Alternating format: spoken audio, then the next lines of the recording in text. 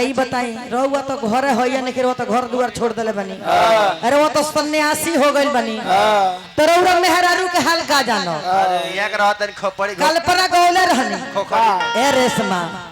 किसैया जुल्मी के ससुरा घर अरे जाई रे जाई किसैया जुल्मी के घर अरे ससुरा घर जाई रे जाई उठ लाली चाटेला रात भर माई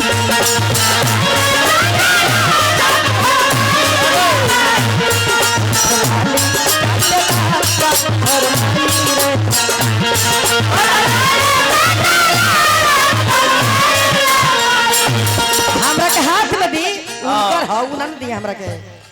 ना ना ही ना दी हम पूछ ली देख ली इनकर आदमी है देल बड़ा सैया जुल्मी के ससुरा घर जाए रे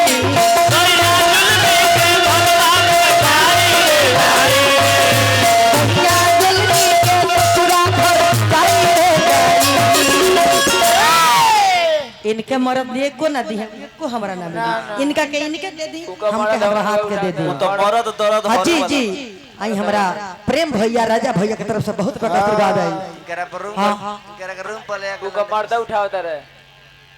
रूम पर ले लौंडे पिसिए भाई से मर्द बन प्रेम जी और राजा जी के तरफ से बहुत-बहुत पुरस्कार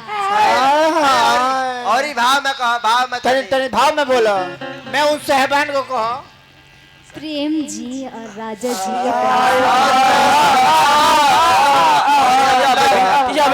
या बेबी या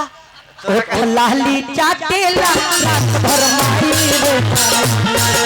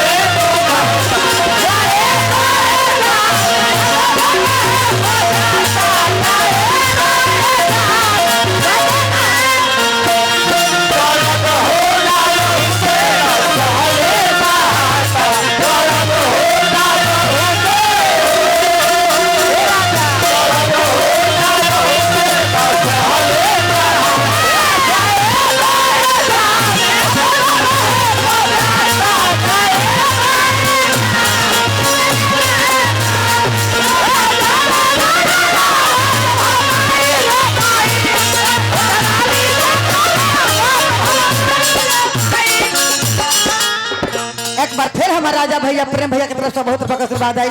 नमस्कार रही है धरती के जय जयकार रही और क्या कहे के बाद रतिया के कहला काली लगाई दा अब लपदरिया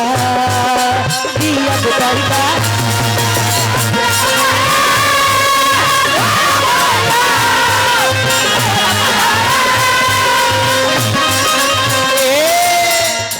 यही में अगर लाग जाए गोलू राजा वाला के ना आज राजा जी के कोरवे में बिहान हो राजा जी के इहो लाग जाई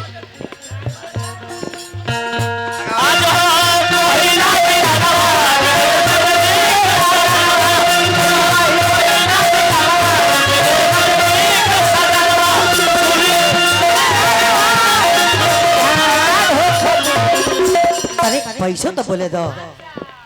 हरदी विद्या के हमार भाई के है बाजी बीएन सिंह जी हमार भाई के है दादा ए भाई देखी हई मजाक करता नहीं देख ली का भैया कला को किया तू ई सरवा जीजा जी है देखी है भगवान से शुभकामना प्रतीक्षा रही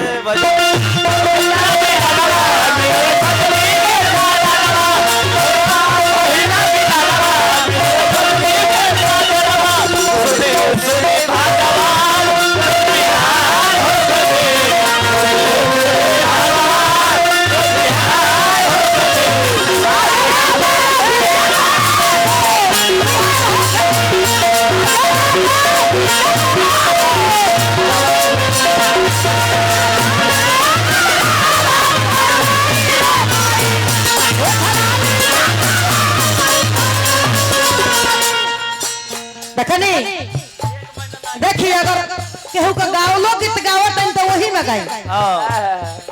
आज हमार अनुपमा यादव गोलू राजा